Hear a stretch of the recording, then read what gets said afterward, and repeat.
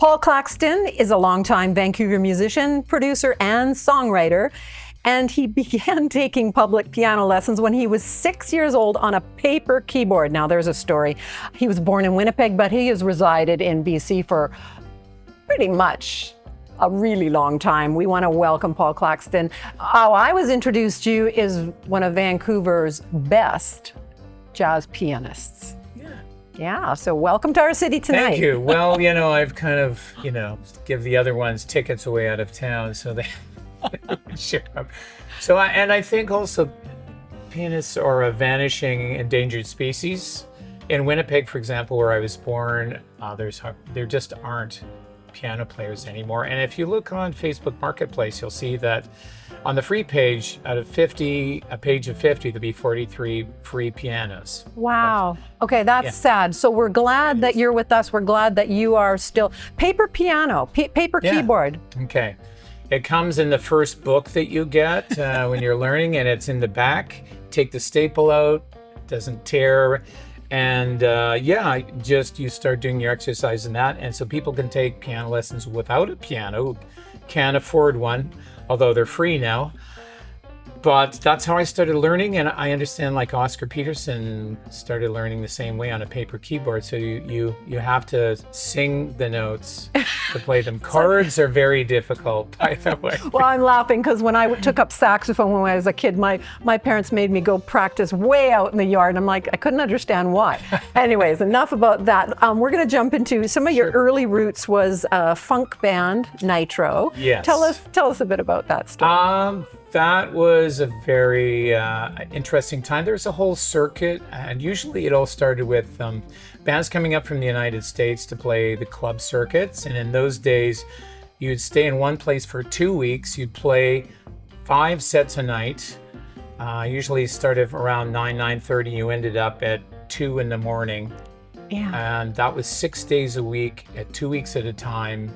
And then you had, Sunday to drive to the next club. Bands from the States came up. They're usually bigger bands in 3-piece suits, which no one wears anymore. But some Canadian bands got into it. Nitro was one of the bands. My longtime friend Olaf de Shield is a big musician in Vancouver and many, many things now. And the rhythm section, actually, the original drummer plays with Gabriel Mark Hasselbeck now. Ah, yes, we have so we're all still around. We're all still playing music. And because we came over from Transylvania in coffins and we don't die. So.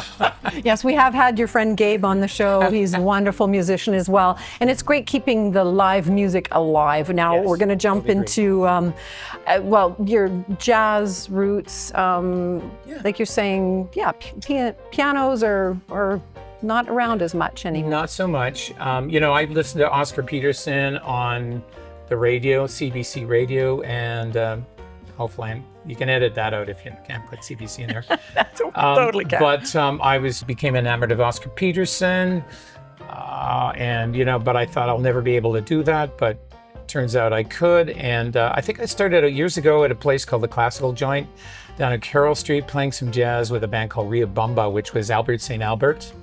I think Albert's gone now, but that was an exciting thing, and you'd rush home to hear you play live on Co-op Radio. They'd rebroadcast that first jazz thing. So that's when I started, but I've always loved it and find that jazz creates a different mood than you can get in pop, but I still love that as well. So you play in a lot of different bands, but you have a passion project right now. Tell us about that in the final comments here.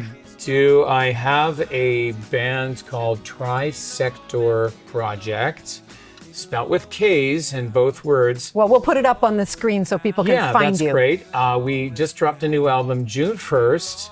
And it's all original songs, and I'm the lead vocalist, which is strange. I didn't even tell Gabriel I sang for 2 years. But I'm very happy with it, and I'd love everyone to check it out. It means a lot to me. My good friend Shale Rinch is a producer over in Bowen Island, many, many artists, and my good friend James Zickmantel. We've been friends for around 35 years, and besides being bandmates, we're best friends as well. Perfect. So you're supporting local. Check out Trisector Project. Trisector Project. Also on Spotify, there's an island playlist, it's called, which is all Bowen Island artists, and Wonderful. we're in there too. Yeah. Wonderful. Okay, well, I want to thank Paul Claxton, who has been described to me as Vancouver's premier jazz pianist. So I want to thank him for continuing to play the piano and continuing to produce live music for all of us here in Vancouver. Thanks, Paul. Lita. Thanks, Lita.